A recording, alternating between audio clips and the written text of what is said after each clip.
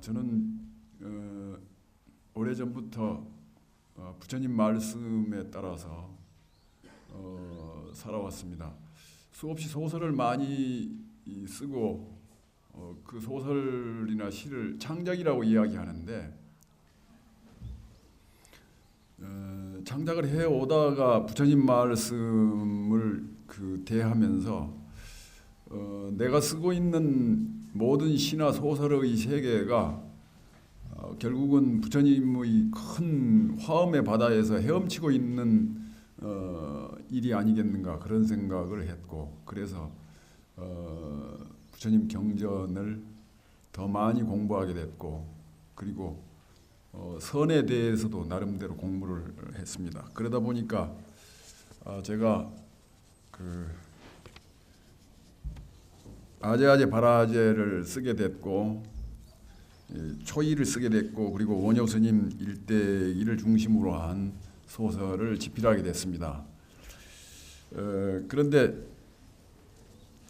제가 그 경전을 가장 주의 깊게 읽은 경전이 화엄경인데, 제가 쓴 아제아제 바라제라는 소설은 말하자면 소설로 풀어 쓴 화엄경 일터이다, 그런 생각을 했습니다.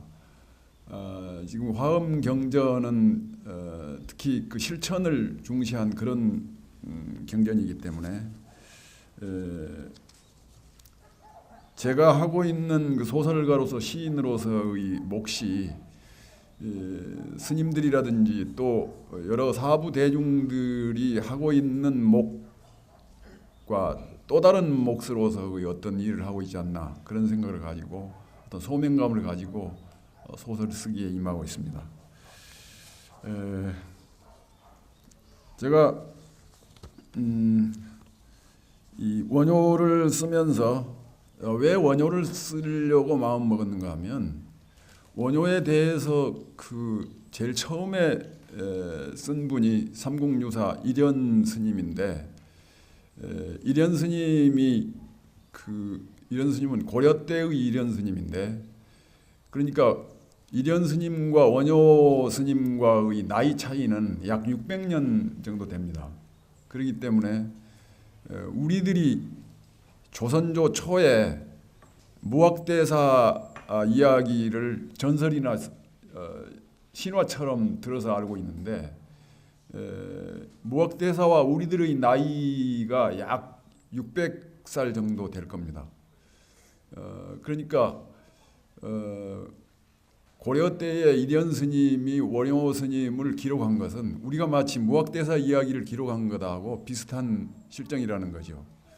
그렇기 때문에 그 당시에 흘러다니던 이야기나 전설이나 신화처럼 흘러다니는 이야기나 그때 있었던 기록들을 중심으로 해서 기록을 했기 때문에 우리는 신화를 분석하듯이 원효를 읽지 않으면 안 된다는 생각을 했어요.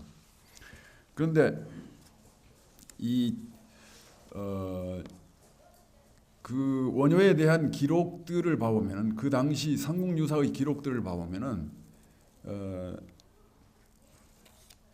그때 우리 한글이 없었기 때문에 한문으로 기록된 삼국유사인데, 그 삼국유사를 이렇게 넘겨보면 향찰, 그러니까 향가를 기록하는 식으로 그 이름을 표기한 것들이 있고 이두로 표기한 것들이 있어요. 그래서 그 기록들을 후대 학자들이 읽으면서 잘못 읽은 거죠. 말하자면 문자에 걸려 있어요. 그리고 제가 원효 소설을 쓰려고 하면서 원효라는 워낙 큰 산이기 때문에 손해가 잡히지 않았는데, 이 광주에 가면 원효사라는 절이 있습니다. 왜 광주 무등산에 원효사라는 절이 있을까? 그리고 또 한 가지는 전라북도에 절이 하나 있는데, 계암사라는 절이 있습니다. 부안군에 계암사라는 절이 있는데, 그 계암사 뒤편에 울금바위가 있는데, 울금바위 그 속에 원효방이라는 그 거대한 그 동굴 같은 것이 있단 말이에요. 그 동굴을 원효방이라고 이야기를 합니다. 왜 거기에 울금바위 속을 원효방이라고 이야기했을까? 과연 원효 스님이 거기에 가서 수도를 했기 때문에 그랬을까? 안 그러면 원효 사상에 감화받은 어떤 분이 이 절을 세운 다음에 원효사라고 이름을 붙였을까? 대개의 경우 봐보면은 우리나라 절들을 돌아다니면서 보면 의상 스님이라든지 이 원효 스님이라든지 또 도선국사라든지 이런 분들의 이름, 이런 분들하고 이런 분들의 어떤 일화를 동원해서 그 절을 짓는 수가 많이 있는데, 자관 이 광주 무등산에 원효사가 있다고 하는 거, 그런 점에서 제가 많은 그 생각을 하고 그 다음에 그 소설을 풀어가기 시작했는데, 먼저 무등산에 대한 그 생각을 제가 한번 읽어보겠습니다. 무등산을 바라볼 때 그 중턱을 바라보지 않고 고개를 쳐들고 반드시 산꼭대기를 본다. 산정에 구름이 얹혀 있을 때도 있고 눈이 하얗게 덮여 있을 때도 있고 쪽빛의 하늘에 묻혀 있을 때도 있다. 그 산꼭대기는 억겁의 세월 동안 그것은 하늘의 끝자락하고 입맞춤하고 살아온 알 수 없는 어떤 세계이다. 지상에서 가장 관광하고 장대한 그 산의 머리와 푸짐하고 넉넉한 쪽색 하늘 치마폭과의 만남이다. 하늘 신과 만남의 자리, 접신입니다. 신화가 생성되는 시간과 공간이다. 무등산은 예전나 이제나 하늘과 땅의 도리에 어긋난 행위에 대하여 거부와 저항의 의지를 가지고 있는 산이다. 그 무등산 중턱에 왜 원효사가 세워졌을까? 원효사의 창건 연대를 막연하게 신라 문무왕 때라고 추정하는데, 문무왕은 김춘추의 아들이지 않습니까? 그 절을 세운 사람도 물론 원효라고 말을 하는데, 왜 거기에 한국의 큰 성인인 그가 이 경주에서 나고 자란, 그러니까 경상도 지방에서 나고 자란 원효 스님이 어찌하여 그곳까지 와서 절을 세웠겠는가 하는 이야기입니다. 그 문무왕 시절은 통일 신라가 시작된 그 시기입니다. 그렇기 때문에 작은 신라가 백제를 무너뜨리기 위해서 당나라에서 원군들을 불러다가 이렇게 무너뜨렸기 때문에 백제가 망한 다음에는 그 저항 세력들이 무등산 그 일원과 그 전라북도 그 계암사 주변의 거기에 운집에 있었던 것 같습니다. 그래가지고 문무왕이 도덕의 힘으로서는 안 되고, 말하자면 우리들이 80년대에 일어난 그 광주 민중항쟁을 생각해 보면 잘 알 거예요. 그곳의 반대 세력들이 그렇게 저항 세력들이 있으니까 그것을 무력으로 제압한다면 이 백제와 신라와의 전쟁 그 이상으로 많은 피를 흘릴 것 같으니까, 그렇다면 저항 세력들을 말하자면 회유시키는 그 방법으로 무슨 방법을 써야 할까 고민하던 중에 원효라는 카드를 쓰지 않았나, 그런 생각을 합니다. 그러면 왜 그 양쪽에 운집해 있는 저항 세력들을 회유하고 무마시키는데 원효라는 카드를 쓸 수 있었는가 하는 그 이야기입니다. 대관절 원효는 어떤 사람이기에 무력을 사용하지 않고 원효라는 카드를 써서 저항 세력들을 말하자면 다스렸겠는가 하는 이야기입니다. 원효는 항상 새로이 시작되는 우리들의 새벽이고 영원히 풍화되지 않는 불가사의 거울이고 오늘의 한복판에서 싹트나고 있는 우주 씨앗의 눈이다. 이런 관점에서 저는 원효를 쓰기 시작했습니다. 그런데 불행하게도 원효는 굴절되어 있습니다. 원효를 맨 처음 잘못 읽은 사람은 고려 때의 이련 스님입니다. 이련 스님은 원효보다 589년이나 뒤에 태어난 사람이고 원효 입족한 지 6세기의 세월이 지나간 다음에 고려 땅에는 신라 때의 원효가 신화나 전설의 인물로 인구에 회자되고 있었으므로 이련 스님은 그것을 그대로 기록했습니다. 삼국유사에 이런 기록이 있습니다. 원효 사람들이 모두 그 노래의 뜻을 알지 못하였는데 오직 태정무열왕 김춘추가 그 노래의 뜻을 알아차리고 신하에게 명령하기를 원효가 기부인을 얻어 현명한 인재를 낳고자 합니다. 했습니다. 그때 요석궁에 홀로 된 김춘추의 작은 딸 요석공주가 있었습니다. 그 공주는 신라와 백제의 전쟁으로 인해서 과부가 된 여자입니다. 왕의 명을 받은 궁의 관리가 원효를 데리러 가니 원효는 이미 문천 다리를 건너오고 있었는데 옷이 흠뻑 젖어 있었다. 원효는 궁의 관리가 자기를 데리러 올 줄 알고 미리 일부러 냇물에 뛰어들어 옷을 적셨던 것이다. 궁의 관리가 원효를 요석궁으로 데리고 가니 공주는 옷을 갈아입히고 함께 잠자리에 들었다. 오래지 않아 공주는 잉태하여 설총을 낳았는데 설총은 신라의 시편 가운데 한 사람이 되었다. 이와 같이 삼국유사에 기록되어 있습니다. 왜 그러면 이것을 오독이라고 내가 읽었느냐 하면 우리들이 잘 생각을 해봅시다. 신라 그러니까 이 한반도에서 가장 작은 나라인 신라가 백제를 무너뜨리기 위해서 당나라에서 20만의 원군을 불러다가 전쟁을 일으켜서 말하자면 망하게 한 다음에 했다는 그것을 역사로 다 우리는 읽고 있습니다. 그런데 아무리 당나라에서 20만의 원군을 불러왔다 할지라도 신라 땅에서 남자라고 생긴 사람이 남아 있었겠는가 한번 생각해 보세요. 전쟁이 일어났을 때.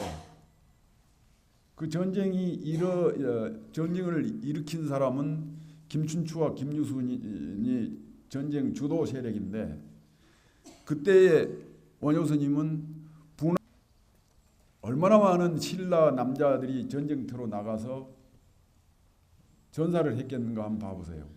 그렇다면 그 조그만 그 신라 땅에는 과부들 천지였겠죠.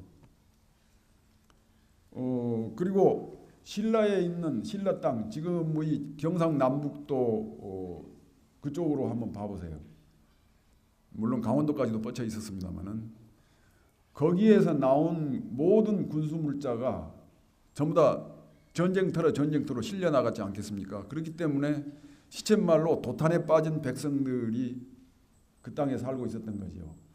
그런데 분황사에서 수도를 하면서 화엄경 풀이를 집필하고 있었는데 그때 마치 12회양품을 집필하고 있었다고 합니다.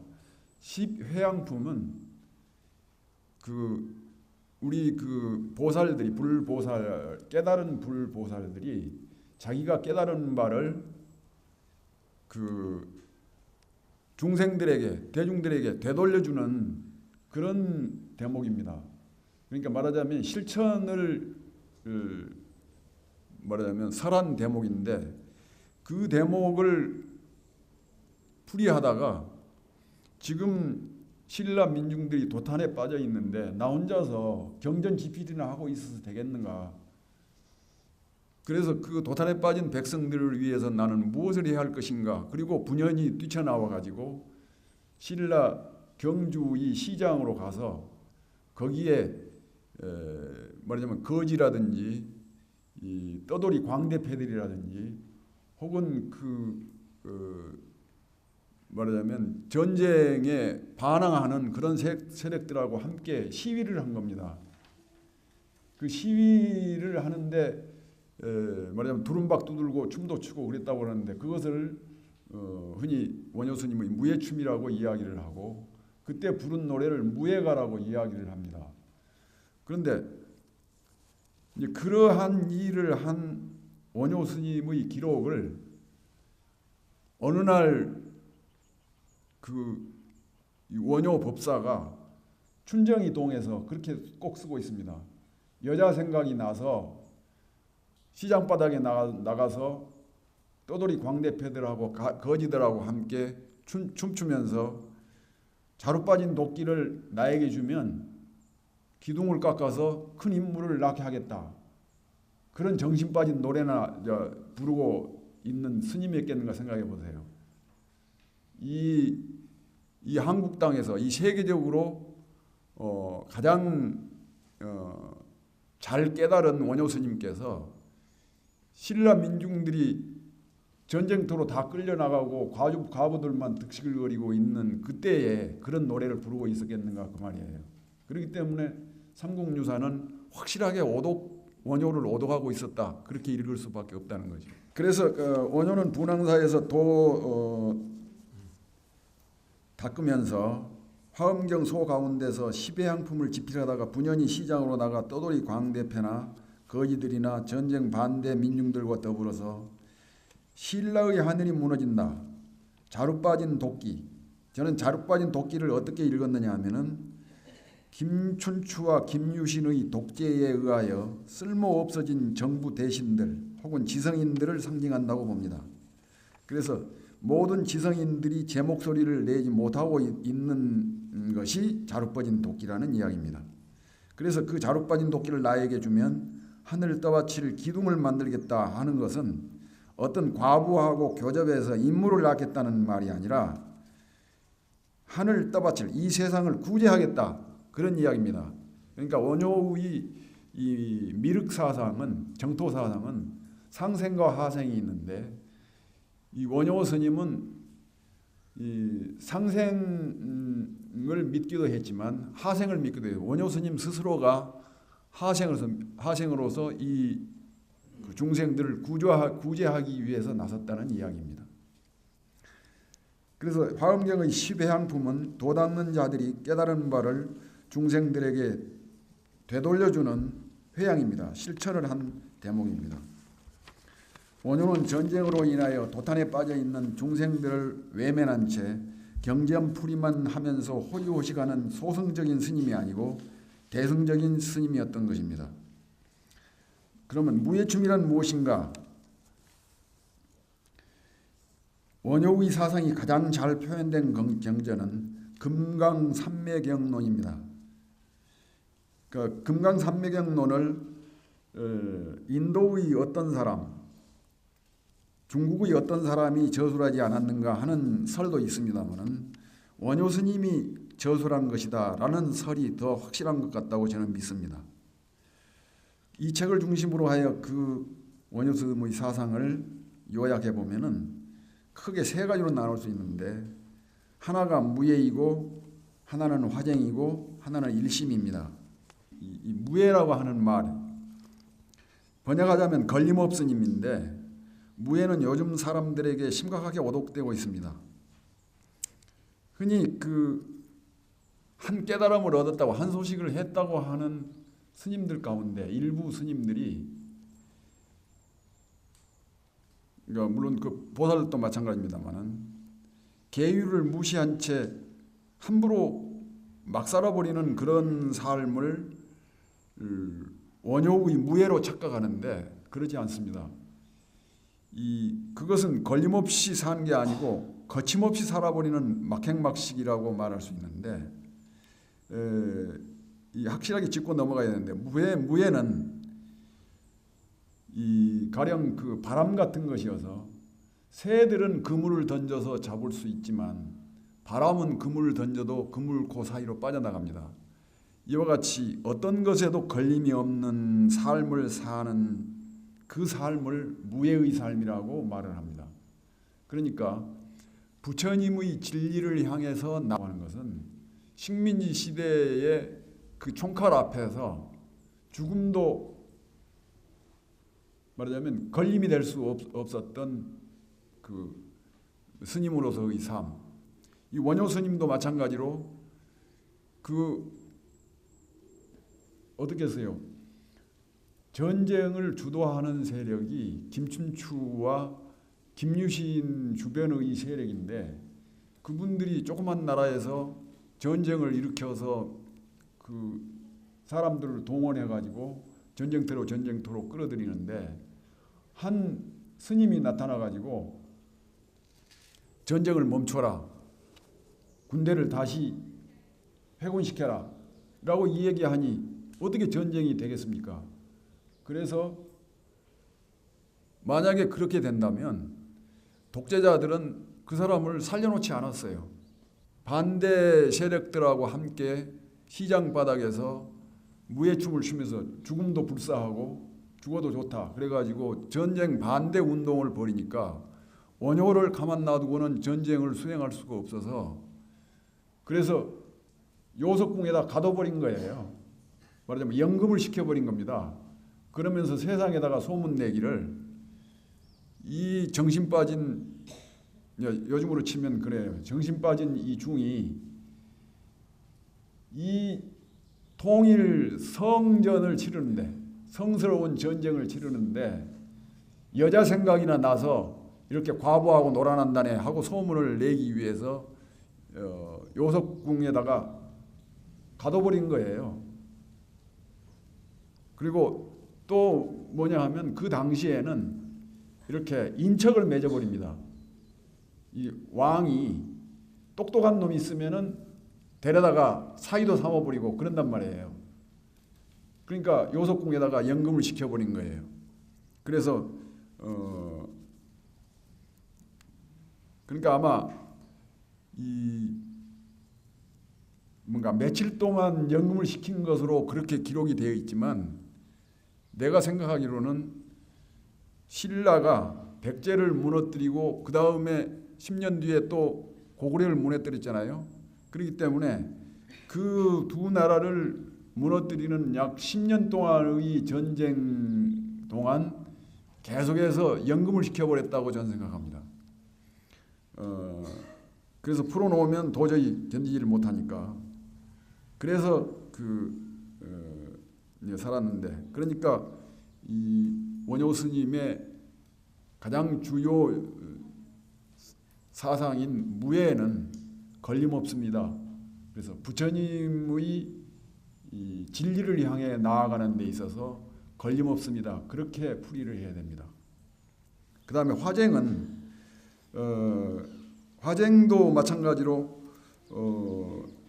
잘 오독되고 있는데 화쟁은 이런저런 그 부처님의 진리를 놔두고 서로 싸우는 쟁송이 일어납니다. 그래서 그 쟁송을 멈추게 하고 서로 화합하게 하는 것을 화쟁이라고 이야기를 합니다. 그런데 어처구니 없게도 너의 주장도 옳고 나의 주장도 옳고 다 옳다. 그러니 우리 싸우지 말자. 이런 화쟁으로 생각하거든요. 그런데 그것은 절대로 잘못 생각하고 있는 겁니다. 화쟁을 비유로 말한다면 이렇게 말할 수 있습니다. 그럼 제 집 앞에 바다가 있는데 그 바닷물에는 간지스 강물도 들어있고 황하 강물도 들어있고 한강물도 들어있고 대동강물도 들어있고 이 낙동강물도 들어있고 수없이 많은 강물들이 다 들어있는데 그 세느 강물도 심지어는 들어있어요. 그런데 그 강물들이 나는 세느 강물이야, 나는 영산 강물이야, 나는 섬진 강물이야, 나는 한강물이야, 나는 화강물이야, 나는 간지스 강물이야. 그러고 서로 다투지 않아요. 그냥 짠물 되어서 서로 잘 어우러져 있거든요. 이게 화쟁이라고 저는 생각합니다.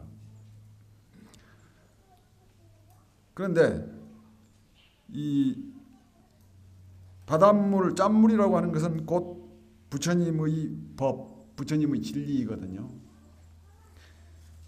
그런데 그 원효는 그 너도 옳고 나도 옳고 모두가 옳다는 식으로 두루뭉술하게 산 사람이 아닙니다. 그분이 쓴 200권이나 되는 모든 저서들이 다 부처님 법으로 화쟁되어야 함을 논하거나 풀이하고 있습니다. 특히 그분의 저서 가운데 판비량론이라는 저서가 있거든요.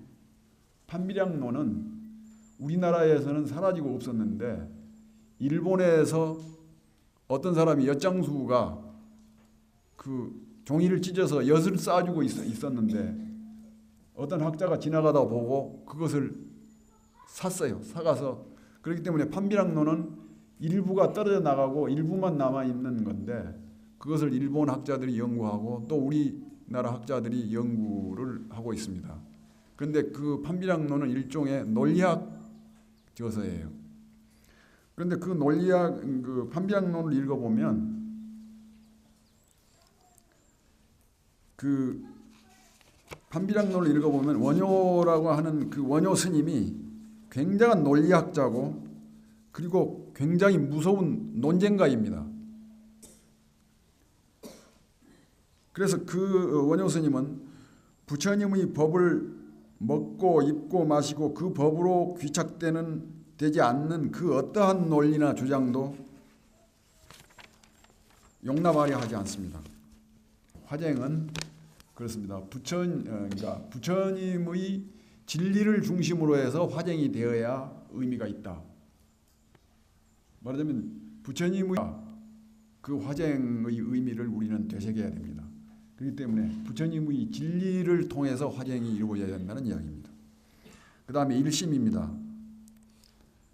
일심은 저는 그 열애장 혹은 부처님 마음을 가짐으로써 극락정토의 이름을 말합니다.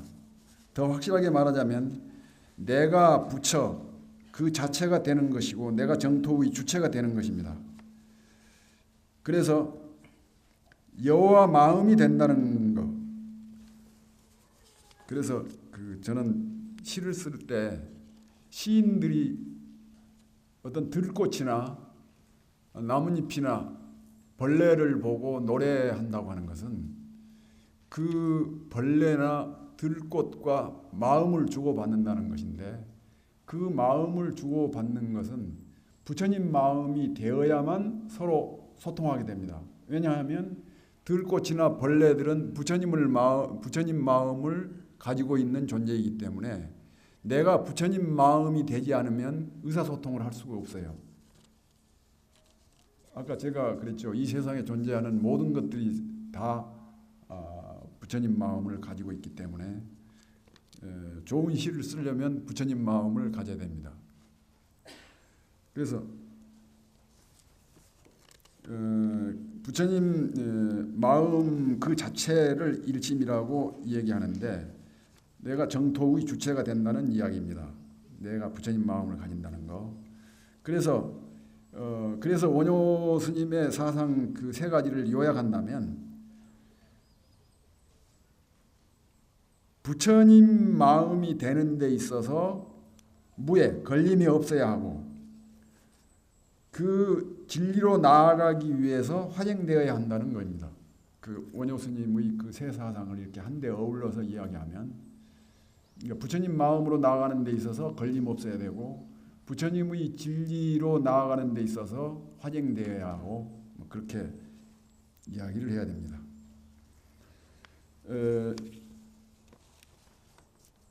삼국유사 김유신의 항목에 이런 대목이 있습니다. 군사를 일으켜서 당나라 군사와 연합하고자 할 때 유신이 먼저 연기와 병천이라는 척후병을 보내서 회동할 시기를 물으니까 당나라 소정방이 종이에다가 난새와 송아지를 그려서 보냈습니다. 그러니까 그 송아지를 그려서 보내니까 아무도 그 암호를 읽지를 못했는데 원효 법사에 가서 물으니 원효가 해석하기를 속히 군사를 돌이키라 해서 군사를 돌이켜서 폐강을 건넜는데 그 뒤로 고구려 군사가 쫓아 들어와서 거기에 갇혀 있는 것을 유신과 이 고구려 군사를 반격해가지고 수만 명을 죽였다, 그런 대목이 있는데, 그런 기록에 의하면 원효가 삼국 전쟁을 도운 것 아니냐, 그렇게 이야기를 하는데, 원효 스님 그것은 경강부회고, 이렇게 말하자면 이 전쟁을 이긴 자 편에서 하다 보니까 그랬는데, 여기서 속히 군사를 돌이키라 한 것은 원효 스님께서 계속해서 전쟁을 일으키고 전쟁을 하는 동안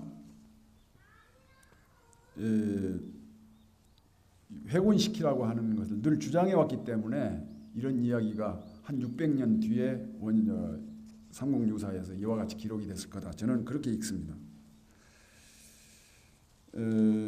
원효가 삼국 전쟁이 막 시작됐을 때부터 줄곧 전쟁을 멈추고 해군하라고 주장하여 온 불국토주의자라는 점을 감안하여 읽는다면 그것이 그와 같이 신화적으로 굴절되어 잘못 읽힌 것임을 알게 될 것이다.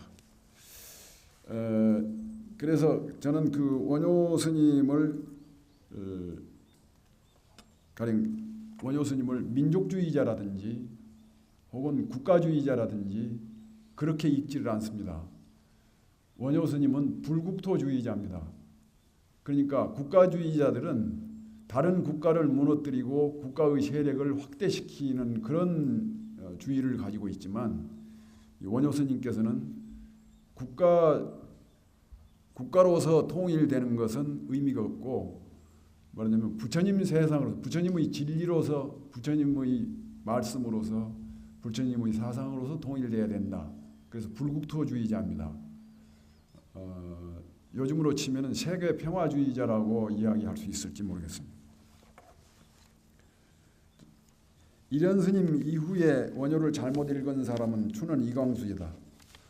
소설가와 신문 기자로서 친일을 하면서 큰 영광을 누리고 산 추는 이광수 선생은 돌아가신 다음에도 대단한 행운을 누리고 있다.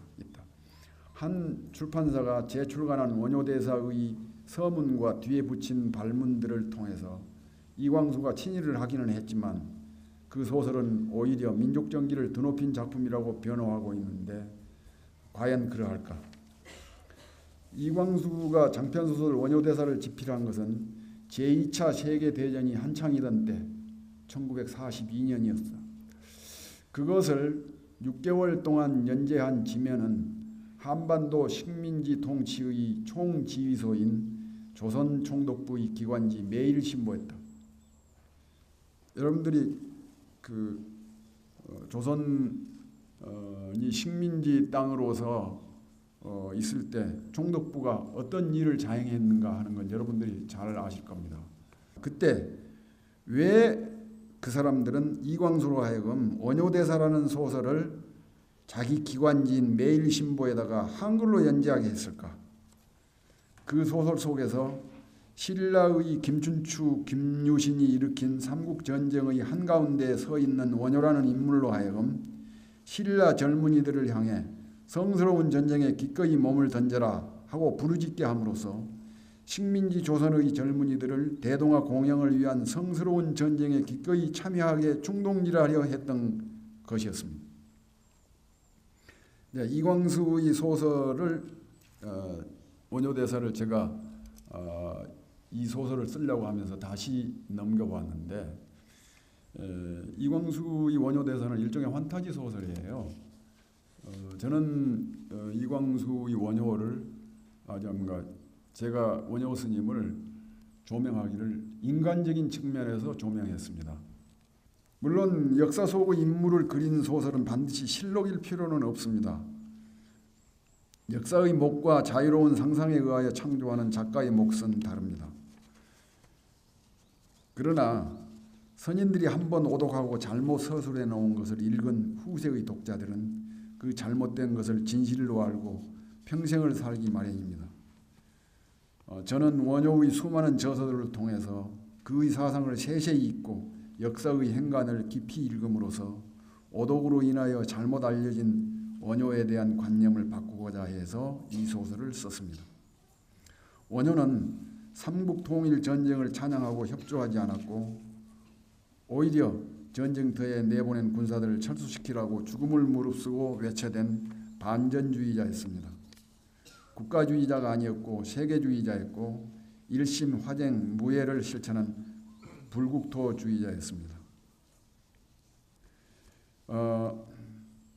신라 나라 독재의 집권자들이 일으킨 광기 어린 전쟁 중에 세상으로 나가 행동한 반전주의자가 무사할 수 있었을까?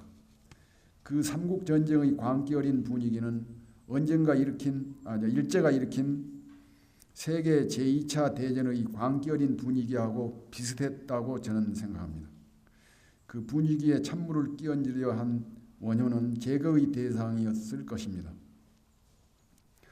원효의 반전운동에 당황한 신라 집권자들은 원효를 파렴치한 승려로 만들어 소문내지 않으면 안 되었고 그리하여 전쟁을 치르는 동안 내내 그를 요석궁 안에 연금시켰습니다.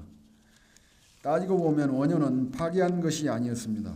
중생들을 구제하기 위하여 승려의 복장마저도 벗어 팽개친 자유자재의 원효라는 거대한 산은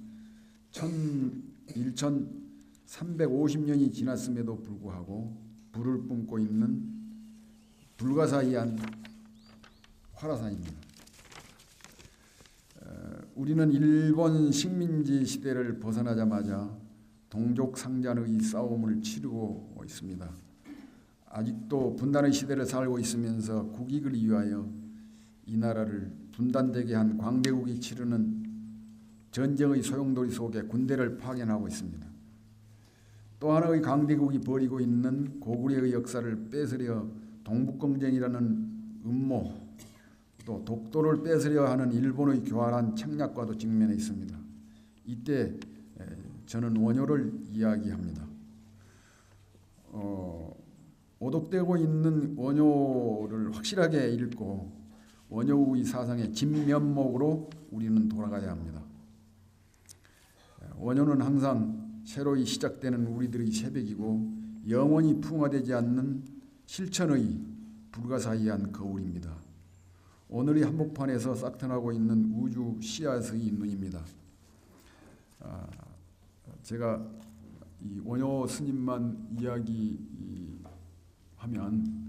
원효 스님을 양생한 보호하고 가꾸었던 요속 공주님이 서운해할까 싶으니까 요속 공주님에 대한 이야기를 하고 제가 이 얘기를 마치겠습니다.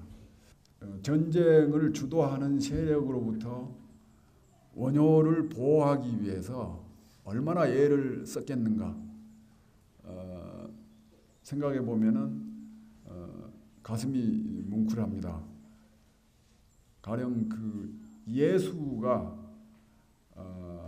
그 당시에 민중운동을 하면서 예수를 죽이려고 하는 그 세력들한테서 얼마나 많은 무서움을 느꼈겠어요. 근데 그때마다 예수를 위안해 주는 여자가 마리아라고 기록되어 있습니다. 마찬가지로 원효 스님이 그 당시에 살벌한 전쟁의 분위기 속에서 요석궁에 감금된 원효를 얼마나 위안하고 했겠는가 그렇게 생각한다면 가령 원효 스님이 물론 바람일 수 있습니다. 바람이라면 요속 공주는 연꽃이 아니었겠는가. 그래서 그 두 인연은 그러니까 아주 대단해서 원효를 살아있게 하고 그러니까 통일 신라 이후에까지 오래 살아서 그분이 대단한 학승으로서 철학자로서 불제자로서 수없이 많은 저서를 남기게 한 것이 이 요석공주입니다. 그래서 저는 여기 여성 보살님들이 많이 와 계시는데 저는 그것을 우주적인 자궁이라고 말해요.